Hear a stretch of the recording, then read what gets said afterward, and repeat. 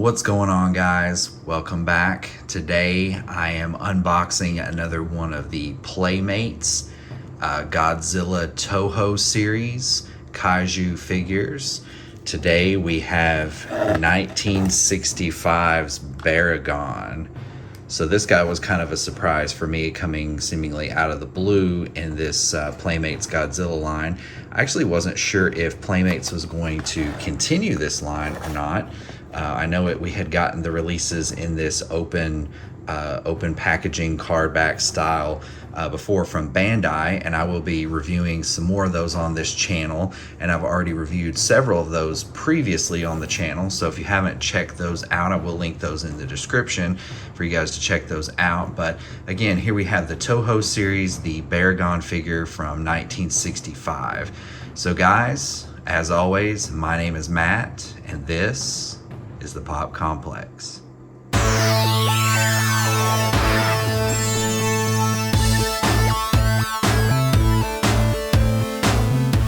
Alright guys, again, welcome back to the Pop Complex. So today we have the TOHO series by Playmates Godzilla figure. The Kaiju line, we have Baragon 1965. So this is the Baragon figure from his very first appearance in 1965. Not actually in a Godzilla movie, but actually a Toho movie by Ishiro Honda, directed by him, called Frankenstein versus Baragon. Strange film, but if you guys haven't had a chance to check that out, definitely check it out. So the packaging is the classic TOHO series style with the TOHO series banner going up the side. And if we pull back here just a little bit, we have the classic, it looks like the Millennium era Godzilla here in the background, breathing his atomic breath. The Japanese Godzilla logo here, the classic English Godzilla logo here. And if we zoom in a little bit, pull it a little bit closer, we have the Playmates logo here and the Toho and official Godzilla logos. We have an actual photo here, a still shot of Baragon 1965 from Frankenstein versus Baragon. And there he is in the package. If we flip it around, we can get a better look at the face there. And as you can see, the tail piece is separate from the rest of the figure. But we will take a closer look at the figure once we get it out of the packaging. Flip it around to the side. Again, we get that same shot of Baragon. Flip it around to the other side, we just have the TOHO series logo and the official English Godzilla logo. Bottom, there's nothing but packaging to be secured there. If we flip it around to the back, zoom it back here a little bit, we see the TOHO series Godzilla here, and we see a nice color photo of the toy itself, Baragon 1965. Zoom it in here a little bit. The fierce subterranean creature with the ability to burrow and attack from the below ground. Baragon can also unleash a mighty heat ray on his adversaries. And then we have the Playmates logo and legal information right there. All right, guys, there is the Baragon 1965 figure. Just a little bit of history before we get him out of the packaging. His next appearance actually in a Godzilla film was in 1968's classic Destroy All Monsters. But unfortunately, poor Baragon, I know he's a fan favorite, but he did not make another appearance until the Millennium era in 2001's Giant Monsters All Out Attack. So guys, let's not waste any more time. Let's get Baragon out of the package and take a closer look at the figure. All right, guys, and we're back. Here we have Baragon, the 1965 Baragon Playmates figure here out of the packaging. And I must say, out of the packaging, the figure looks a lot more beautiful than it does in the packaging, now that I can get a closer look and kind of mess around with some of the articulation. So we'll zoom in here and get a really good look at the detail on Baragon.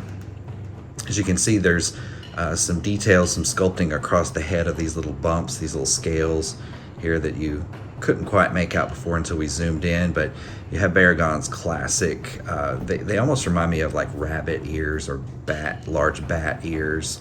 But as you can see, you've got that classic look, that classic Kaiju Showa era look, where he almost looks reminiscent of the Godzilla around that time frame, which was the Godzilla versus King Kong. He almost has that very frog-like look to him. And of course, he has his signature horn in the middle of his forehead, and then the little miniature head ridges, that the 4 here that go down the back of his head.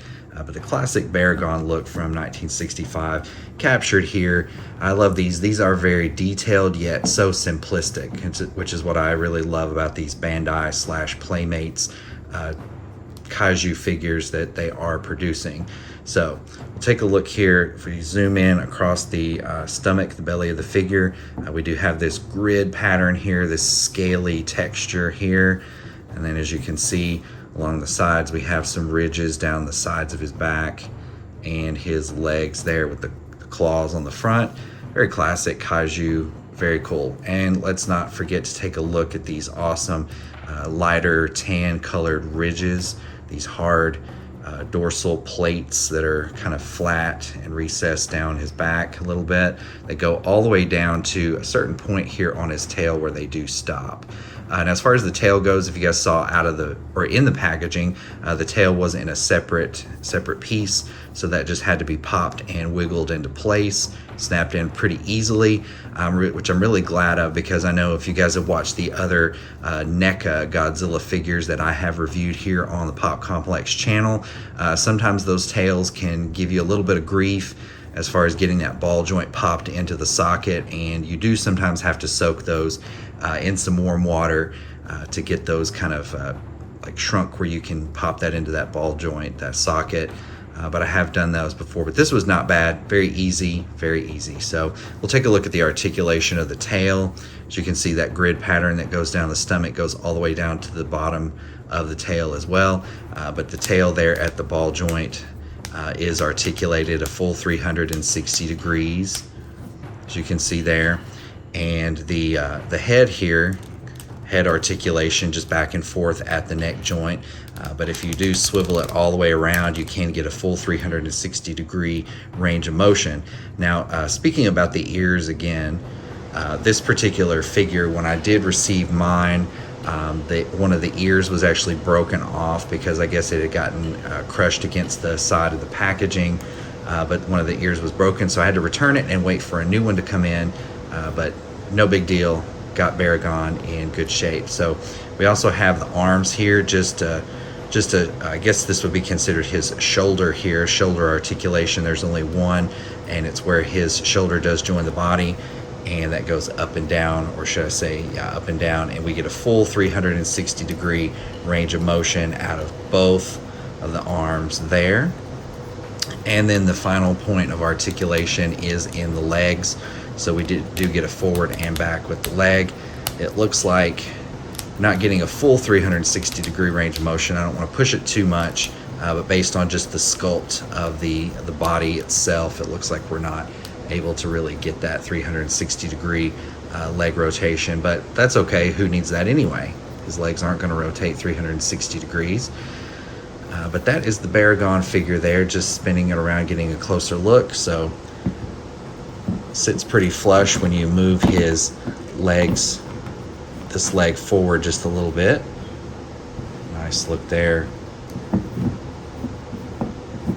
Classic look there. Again, guys, 1965's Baragon from Toho's Frankenstein versus Baragon film.